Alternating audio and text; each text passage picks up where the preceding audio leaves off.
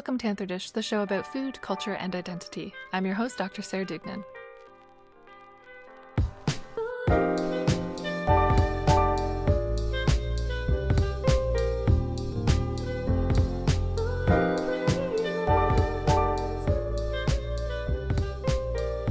There's a lot of international love for Canada these days, and with that, there's renewed attention to one of our most recognizable symbols, the maple leaf. And as much as it comes to represent sports teams, homegrown goods, and a sense of national identity, it's also inextricably linked with sweetness and maple syrup. So what's the story behind how Canada came to be known for its maple syrup? My guest this week, Peter Kuitenbrouwer, is here to share some of the ways that our relationship with maple syrup is linked to culture, religion, and land.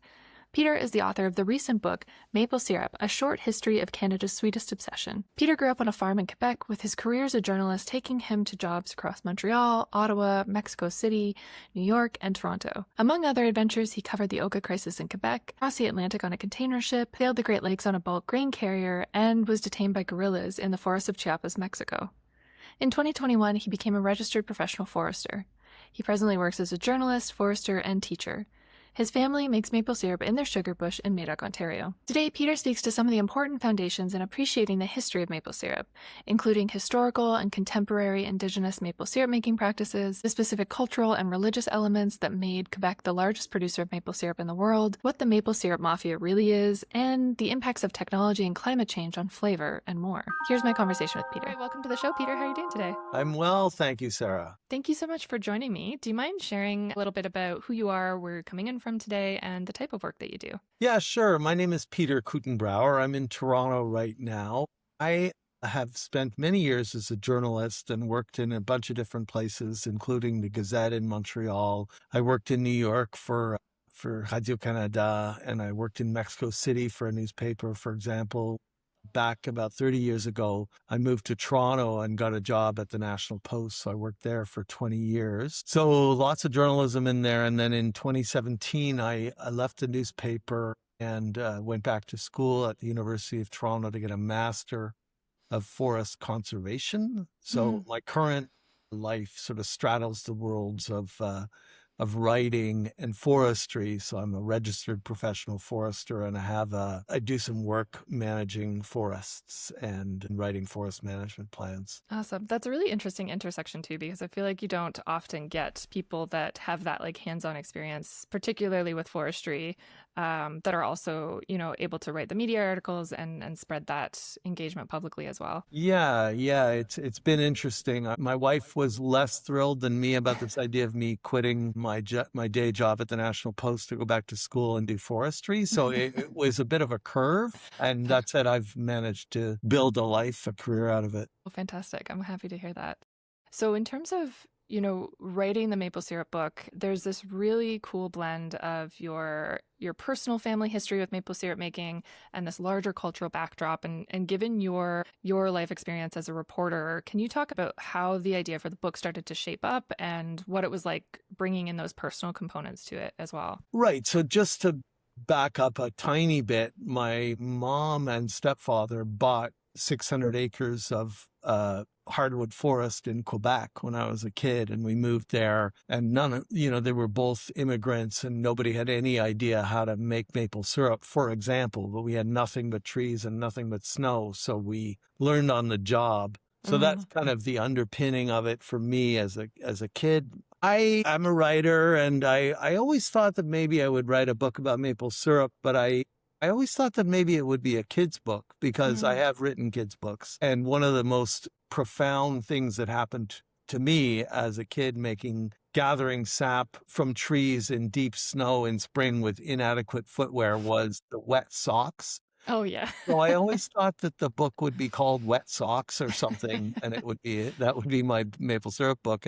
But as a journalist, I had written a few maple syrup stories that were longer. One about the rebels in Quebec who rebelled against the control of how they made maple syrup, and then one about climate change in the Globe and Mail and how that would affect maple syrup. Turns out it was an editor from Doubleday Canada who approached me and said, "We want to do a maple syrup book." And I said, "Would you like to write it?" And I said, "Absolutely. Like, I've been waiting my whole life for you to to send me this note. So it kind of grew out of that. Wow, that's really perfect. And I feel like that's one of the pieces that really stands out in the book is that you have this type of access to maple syrup production that, typical writers wouldn't necessarily have. And it really shifts how you analyze it as well. Yeah, for sure. I mean, it's, like some of the basics of just, boiling sap for tremendous long time to make maple syrup. If you haven't done it yourself and, gotten cold out in the bush trying to Mm, get some sap from the trees and just the ridiculous amount of effort that's required to make a liter of maple syrup, I think that it helps to have an insider's view of the challenges of the production. totally, totally, yeah. And in terms of the structure of the book, I really appreciated that the beginning and the end of it both really focus in on Indigenous maple syrup making. Can you talk a little bit about some of the challenges with settler narratives around who started producing maple syrup and the lines of evidence that you use to tackle the denial of Indigenous maple syrup making? Well, shout out to my editor, Anna McDermott at Penguin, which is Doubleday is a division of Yeah. Penguin Random House, who really helped me to understand or to really focus and really uncover the narrative about the Indigenous origins of sugaring in Canada, which is a very well hidden story that we don't learn about Mm. in our high school history books. And it turns out that it's mostly because we kicked the First Nations out of the sugar bush about 150 years ago or so. And so we don't really know that they were the ones who taught us how to make maple syrup. That was incredibly interesting. And I was able to go to archives, the Library and Archives Canada in Ottawa, Mm. and pull some handwritten notes from the 1870s that had to do with the eviction of the Anishinaabe from the sugar bushes on Manitoulin Island. And what happened was that when they moved them all to reserves, the First Nations wrote petitions to Ottawa and they said, please let us back into the sugar bush. We want to make sugar. It's spring. And this is an important part of our economy, which the government granted them the permission to return to the sugar bush, but never actually return title Mm. to those forests to the First Nations. So ultimately, the story is that we have been, in fact, told, and there are a number of written accounts that suggest that the First Nations only learned to make sugar and syrup out of maple sap when the colonists brought iron pots from Europe, which in fact is absurd because Mhm.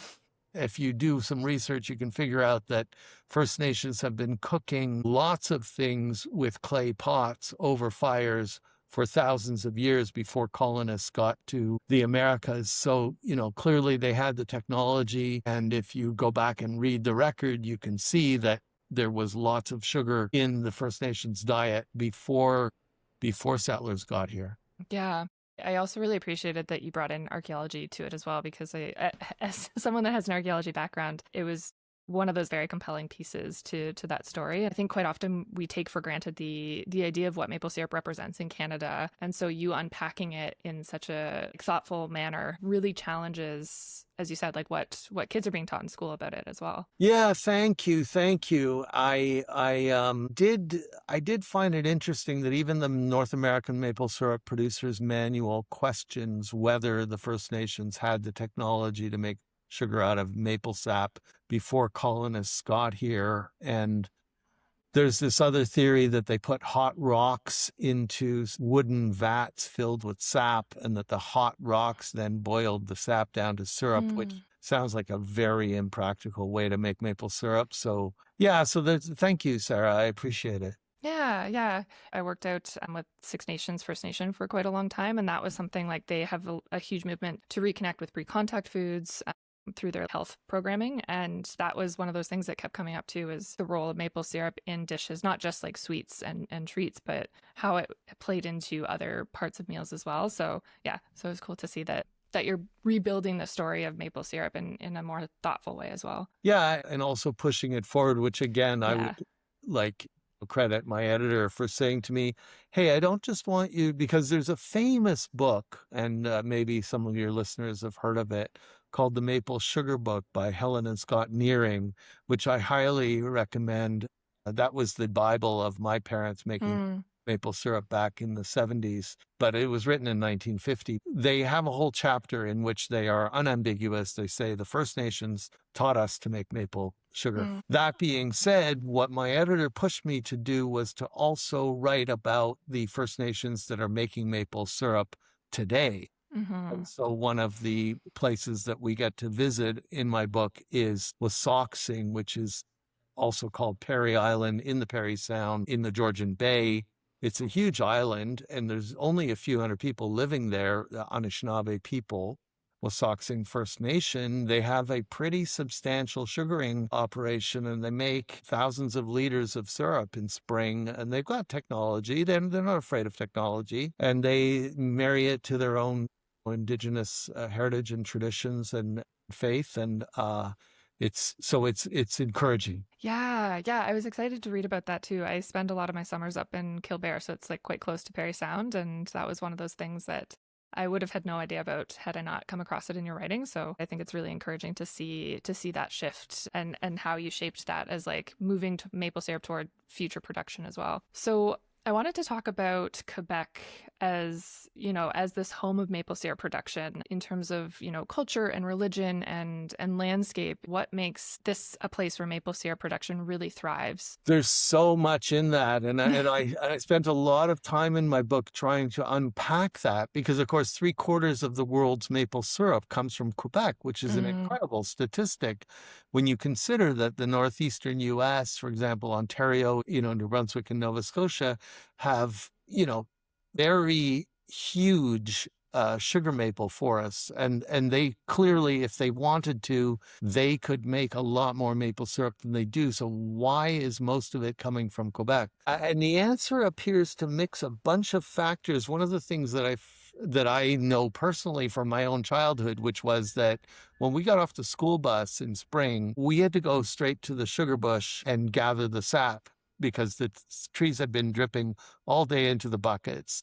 And so the point I'm making is that there's a lot of unpaid manual labor there that is vital, especially before these days there's tubing. And so it reduces the need for labor to get the sap from the tree to the sugar shack. But, back in the day for the first several hundred years of this, let's say during colonial times, the need for a big family was crucial to producing maple syrup. And let's remember that after the British beat the French to conquer New France, the Catholic Church in Quebec responded by saying, okay, you guys have to have babies because we want to right. preserve the French fact in North America. They call it the revenge of the cradle.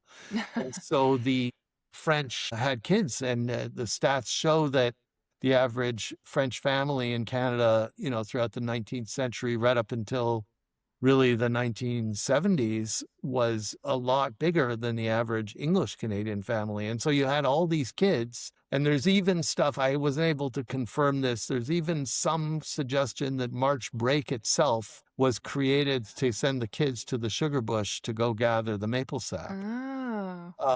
And certainly there's lots of stories in my book of the kids getting, time off from school to go help with sugaring in the spring in Quebec. And so that's a factor. Geology is another factor, Sarah, because, if you look at, for example, I think you said you were in Guelph. If you go between Toronto, let's say, and Windsor, you won't see very many trees. The reason Mm, is it was all forests back in the day. They all got cut down because it's fabulous land for agriculture, these rich yeah. clay soils. And, this is a breadbasket now, obviously. Quebec, if you look at it, you think people go skiing in Quebec. Why? Because it's mountainous. And so there's a lot of mountains, and there's a lot of places where it just isn't profitable to clear the sugar bush or clear the forest because Mm.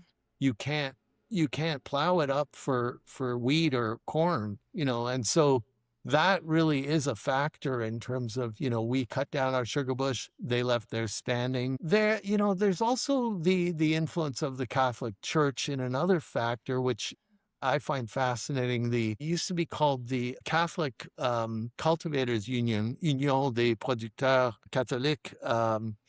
And so the Catholic Church is important, and the union, the Catholic Cultivators Union, created a subgroup called the Maple Syrup Producers Federation. So that's all. Mm, It's all part of this kind of collective mentality that's more ingrained in Quebec than it is in Ontario, which is more individualistic. But in Quebec, you have this theory that a rising tide lifts all boats. And that mm, kind of has really played into this collective spirit that they have that has helped them to build these institutions that protect their strength in the maple syrup industry. And one other factor that is kind of tangential and sort of funny, but also maybe illustrative of all this is that back in the day, for example, there would be a mass that was during sugaring season where the priest would literally lead the parishioners out of the church and into the sugar bush and sprinkle a representative sugar maple tree with holy mm. water to ensure a good sugaring season. And they also Wow. have this whole story of Our Lady of the Maples, who is the Madonna holding baby Jesus who holds a maple leaf. This was the Pope blessed this and Wow. allowed people to pray to it. And they made 5,000 copies of this little 9-inch tall statue. And for all the sugar bushes to put them in their sugar shacks to protect them from fire. So did God help sugaring in Quebec? Hard to empirically prove it, but maybe it didn't hurt. Yeah. Yeah. I found that so fascinating. I mean, I grew up Irish Catholic, and there's like a lot of superstition involved in the Irish Catholicism branch. But in terms of the role that that has played, it really struck me as like it's so hard to disentangle the production of maple syrup itself from all of these religious and cultural factors. Because, as you said, there's a lot of unpaid labor involved and a lot of families really stepping up and kids stepping up, which really feels like an antithesis to what we're seeing, I mean, in Ontario and with a lot of like more capitalistic driven efforts as well. Yeah. It's sort of fascinating. I mean, you think of Yeah. the role, you look at Quebec. I mean, every second town is Saint this or that, right? Yeah, Is it yeah. the Beauce? Yeah, I didn't even think about that. um, it, can you talk about the maple syrup cartel? And I know that's a huge subject, but in terms of its impact on smaller maple syrup producing families and how it's come to have such a huge influence on modern day production of maple syrup in Quebec. Yeah, for sure. I mean, so the to go back to the roots of that, I mean, essentially what happens with maple syrup is that if it's a cold night and you get a warm day the next day, then the sap runs, and there's a bunch of physics involved in that. But you really need the right weather. And if you don't get the right weather, you don't get sap. I mean, Mm, any farmer knows this, but it's particularly critical in maple syrup because you really only have a 6-week window. So, if you don't get the right conditions, the sap won't flow, you won't make maple syrup. And so I'm telling you this because it's important to understand that what happened for the syrup farmers is that in years where there were lots of cold nights and warm days, they made a lot of syrup. And the problem is that then the bottling companies and the buyers, and I mentioned this big American buyer who had a real stranglehold on the power of sugar, maple sugar and maple syrup back in the day, they just say, well, hey, you know what? I can go to Jean-Louis next door and I can get it for half the price. So I'm not going to buy your syrup at that price. And so the farmers are getting killed on the price on years of lots of syrup. Paradoxically, if there was a year where there was very, very little syrup produced, then the price would go way up. So it was a roller coaster for the syrup producers. So what happened was, there was a big movement among the Federation of Maple Syrup Producers, the farmers, to say, listen, guys, we got to get together and we got to agree that we are going to collectively market our maple syrup. And what that means is we are going to say who gets to make maple syrup. The farmers together, we're going to agree as a collective how much they're going to make. And then we're going to sign an agreement with the bottling companies about how much we're going to pay for a bottle of maple syrup. So back about a little over 20 years ago, they finally agreed, okay, we're going to have this federation and it's going to control maple syrup in Quebec. So it's similar to mm, what we have with eggs or milk in Canada, right? Marketing boards and supply management. Okay, mm. so supply management exists in maple syrup, but only in Quebec. not in New Right. Brunswick or Ontario, etc. It's strictly a Quebec thing. But what it does, what its advocates say, the glory of this is that it protects the farmer from fluctuations in the price of maple syrup.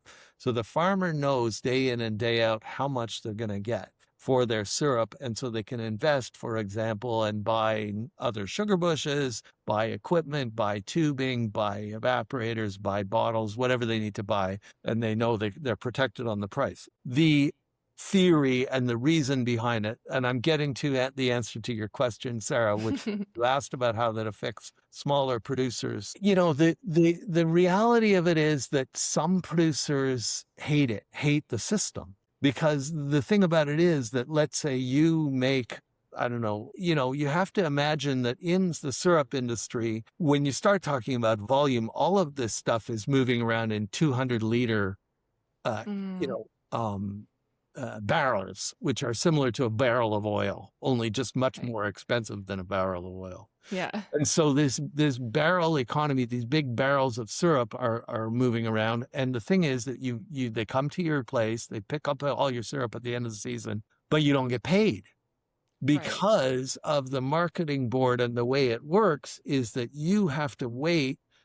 Oh, and you get paid over a period of time. So maybe you get half the money right away. You get another 25% in 6 months. And sometimes you have to wait a year. Sometimes you have to wait more if you produce outside of the quota that you've been allocated. You may have to wait for that syrup to get sold before you ever get paid. So if you're a producer, especially a small producer, perhaps with thin margins, and you need to get paid for your syrup, well, there's a tendency, if somebody shows up and says, look, I'm going to pay you cash for your syrup, and it's not going through the marketing board. You're going to get a bit less, but you're going to get paid right away. Mm. So they call it black market maple syrup. But I find that it's such a tricky line to walk, and I feel like it's one of those things where it seems like it would be ultimately beneficial, especially for years where you have climate fluctuations. But then, as you said, the struggles on the day to day for a lot of families that are producing this, and the like very short period of time in which you can actually collect maple syrup. It just feels incredibly tricky to navigate. And I find, however the cartel's framed in media, it tends to be almost like a joking matter, or it's like oversimplifying it. So I appreciate you explaining it in a more in-depth manner too. Yeah, I mean, it's an interesting thing. I wrote a whole piece, and there's a whole chapter in my book called Rebellion, which is Yeah. people, some of whom got pushed to the wall by the Federation, and ended up having to sell their sugar bushes to pay their legal bills. Mm, It's there's pluses and minuses. I mean, yeah. I tried to be sort of economical in my book about it, but certainly there are also arguments that system favors bigger producers who can absorb the cost of waiting to get paid, and therefore, and that do big industrial producers then favor a production technique that is less flavorful. Other Right. questions flow from that. Yeah, yeah. In terms of the industrialization of the whole production over the last few decades too, you make a really good point about how even when you're looking at the images of maple syrup bottles or on the bottles of this like very romanticized, ideal, good old days sort of approach. So what has really significantly changed in production, and what's maintained itself through tradition as well? Okay, so I would say one thing worth noting is that a sugar bush, if you were to walk into a sugar bush today, it would probably be recognizable to your ancestors, because, we don't plant them, we don't irrigate them, we don't fertilize them, we don't spray herbicides and pesticides in the sugar bush. So I think the forest has stayed a lot the Mm, same, although worth noting that, and I got into debates about this too, a lot of syrup makers will tend to cut down trees that are not maple trees, because of course yeah, the maple tree is the one they want. That in itself raises some serious questions, because it less more sort of pure, like sort of cleansed sugar bush with only sugar maple trees is more vulnerable to attack by insects and those kinds of things. But anyway, let's say the bush looks similar. the way we make maple syrup is completely transformed. I mean, it used to be, and I still make it the old fashioned way, the way we taught, where the indigenous people taught us. You gather it in a vessel at the tree, carry it to the sugar shack, boil it over a wood fire, and there's your maple syrup. Mm. The producers that I write about, my chapter called Big Maple, for example, they have a what's called tubing, first of all, so you have vacuum pressure to suck the sap from the trees in season in the spring and send it to these vast vats, which then get transferred to eventually the sugar shack. And then you have something called reverse osmosis, which is a very fine membrane through which you pass the sap to concentrate the sugar content. So that then you get coming out of one pipe, you get the very sweet sap, and the other pipe has just pure water coming out. Mm. And then you use that sweet sap is what you then boil to make maple syrup. Now, there's a bunch of ways to boil sap. You can use wood, which is what I use, and that's traditional. A lot of sugaring producers, it's kind of fascinating to me. I didn't realize, but more than half of the Quebec producers, for example, are boiling with stove oil, which is like diesel. Oh, wow. That's actually the most common way to boil the sap into syrup. There's propane, of course, and then the more recent systems use electricity. So you use one of those means of heating up the sap to the concentrate to turn it into syrup.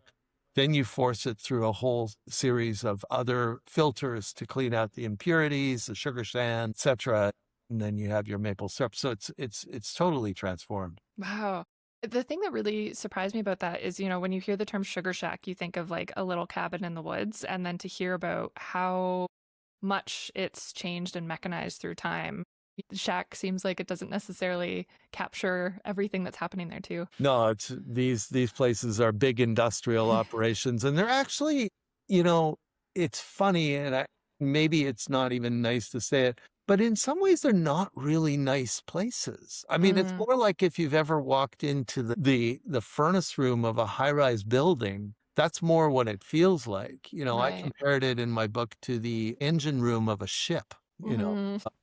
just noisy. I mean, much cleaner. Okay, extremely spotlessly clean. Don't get me wrong. They're very fastidious. It's just it's an industrial process. It's not romantic. Yeah, yeah. And it's again like such a surprise, especially like when you grow up Canadian. It's like has such a specific place in most kids' hearts. Like there's a fascination with it. So yeah, it was super interesting to learn about that. I'm curious too, like I was reading maple syrup while I was watching the show Drops of God about like wine and terroir and how I was exploring all that. So it really got me thinking about when you're exploring the idea of flavor change in maple syrup, and the idea of it being approached as more of a luxury than a commodity. Has there been a shift in flavor? How do people maintain that line of maple syrup as a luxury good? Yeah, that's really interesting, Sarah. As I was mentioning about this industrialization of the production techniques, and the other thing that's important to this conversation is the fact that when maple syrup producers get paid for their syrup based on not its flavor, but rather the transmission of light. So Yeah. you have four different classes of maple syrup that are based on golden, amber, dark, and very dark. And the golden stuff is the stuff that they get the most money for. So syrup producers are encouraged to produce a lighter syrup, lighter in color, because you get paid more for it. But I mean, if you were to open it up to your listeners and ask them what type of syrup do you prefer to drink or to eat on your waffles or what have you, Mm. a lot of people do prefer the darker stuff, which Yeah. tends to, some would argue, be more flavorful. I know my stepfather, Jay Sheeks, the guy who taught me to make maple syrup, he would say, oh, definitely the clearer, the clean, the lighter the color, the better the syrup. Wow. And that is also a factor. A clearer syrup means that your production techniques are spotless, that your environment is extremely clean, so Mm. that's another factor. But you mentioned terroir earlier, and this is something that I like. Some people are trying to figure out whether, for example, syrup produced, near Guelph, would taste the same as a syrup produced near Quebec City? Like, is the location of production a factor in terms of the flavor of the syrup? I talked to a couple who are sort of scientists who research maple syrup in a place called Kinnear's Mills in eastern Quebec. Their company is called Érable et Chalumeau, and they do videos about maple syrup, etc. And they did take sap from 4 different regions of Quebec, and they said, okay, the thing about it is that you have to take sap from different places, but you have to boil it down to syrup using identical techniques. And therefore, you can try to figure out whether it is the location of the provenance of the sap or is it the production technique that affects the flavor. And they assert that they got 100 people into a room with 4 different syrup made from 4 different regions, and nobody could connect the syrup from one table to a different region. No way. They suggest that their study proves that it's not the origin of the sap that is affecting the flavor, or at least that's what they think. They think it's more about how you make the stuff. How do you turn it from sap into syrup? That's so interesting. It's really shocking too, because one of those things I was really considering throughout that portion of the book was just the amount of different techniques involved, and as you said, how people are producing it differently really stands to me as this place where there could be this idea of terroir, like a cultural terroir that's specific to Canadian food that we wouldn't necessarily see with like Canadian wine regions the same way. Well, I mean, for sure. I mean, the thing is that I would say that what fascinated me as an example is that we have a grocery store in Toronto called Fiesta Farms, and it's Toronto's biggest independent grocery store. They have 9 or 10 different brands of maple syrup for sale in that store. And what I noticed, generally speaking, is that the Ontario syrup is always more expensive than the Quebec syrup. Yeah. And the reason is because if you look at an Ontario bottle of maple syrup, it will tell you what farm that syrup came from, because it's generally smaller scale. In Quebec, all the syrup is getting sent to these big bottling plants where it all gets blended. And so the syrup that you get if you were to pick it up at Loblaws, for example, typically is a blended syrup from Quebec. And there's nothing wrong with it. It's 100% pure maple syrup, but you don't know the provenance of it. Like there's that one story in my book about these brothers, the Cooper brothers, on St. Joseph's Island in near Sault Ste. Marie, and they say, we only use gravity, we don't use reverse osmosis, we boil over a wood fire, and we think our syrup tastes more flavorful.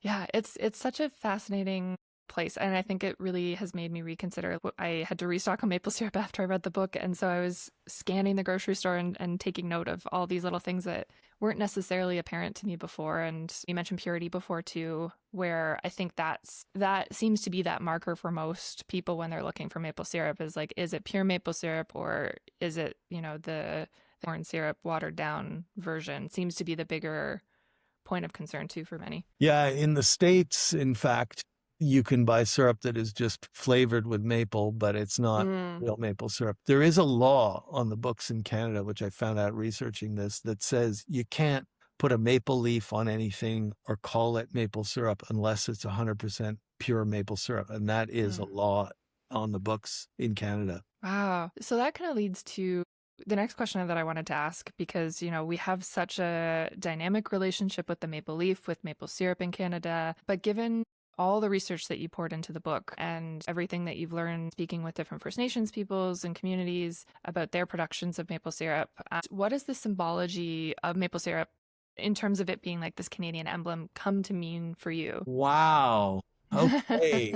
I mean, that's a really good question. We live in this very, I would say, troubled time where we are threatened with, a takeover by our neighbor to the south. And, there's an incredible amount of economic pressure being put on Canada to try to diversify its exports in order to not be dependent on the Americans. And it's also made us ask a lot of questions about what it means to be a Canadian. I did I did talk about the indigenous origins and about how we kicked the First Nations out of the sugar bush. And I wrote in my book that that sort of embitters the history of our national sweetener. So I think I want to put that caveat on whatever I say. But that being said, I think that we can feel immense pride in this product, which is delicious and for which we are known all over the world. And, you know, we have really made the Quebec marketing board has made it a real hot product in places like Germany and Japan. And so it's nice to think that something that, you know, that we kind of take for granted in Canada has really made a mark for us globally. You know, I think that, I mean, one thing I would appeal maybe to people is, you know, when you are at the grocery store, spare a thought for those producers who are working their butts off to make maple syrup. And I guess that ultimately I would encourage people to not grimace at the price of the stuff. Yeah. It's really hard to make. And I guess, you know, it tastes good and it unifies us. And of course, it's funny because I even just saw on the subway the other day, there was an ad from the Quebec Syrup Producers Federation encouraging you to put maple syrup in your spaghetti sauce. Oh, really? So I could see it. I think that, you know, it's pretty cool. Yeah.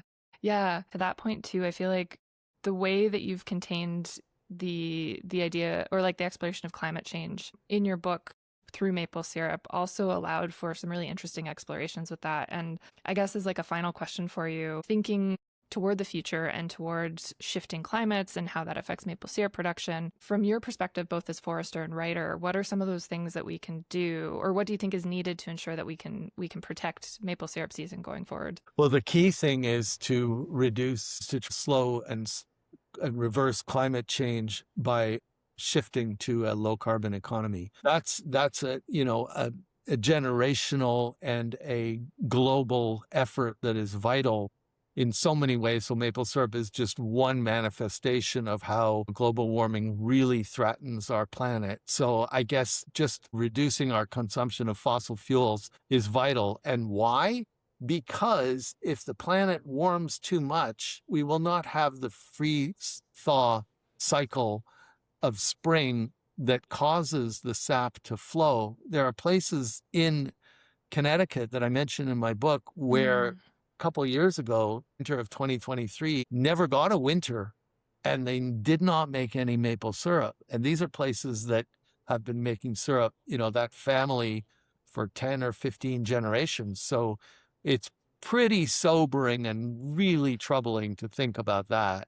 So yeah. I guess that, yeah, we need to transition our economy and protect maple syrup. Yeah, very well said. Well, Peter, it's been such a pleasure getting to chat with you and learn more from your book. Do you mind sharing where people can find you online if they want to find your book or learn more? Well, for sure. If you go to peterkuitenbrouwer.com, and hopefully you've got the spelling there. Yes.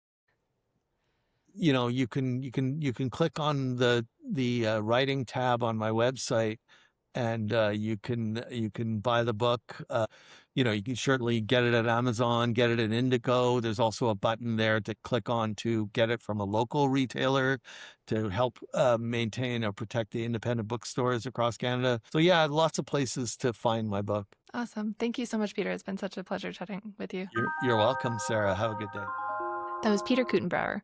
I've linked his book Maple Syrup and website in the show notes below if you want to follow along and learn more. You can also find all this at anthodish.com under episodes. Thanks so much for listening to Anthodish Podcast. Subscribe to the show on Apple Podcasts, YouTube, Spotify, or wherever you listen. If you like the show, please give us a rating on Apple Podcasts to help get the word out. For more Anthodish, you can sign up for my newsletter at sarahdugan.substack.com or find me on TikTok, Instagram, Threads, or Blue Sky at Anthodish Podcast. I always love hearing from you and what you're learning about food. Music production was done by Lucas Wojcicki at lucassound.com. Anthodish is produced in partnership with the American Anthropological Association.